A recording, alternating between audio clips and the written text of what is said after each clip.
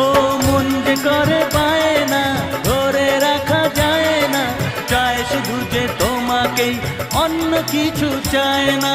জানাই তোমাকে তা দুটি চোখের ভাষা, এই তো ভালোবাসা।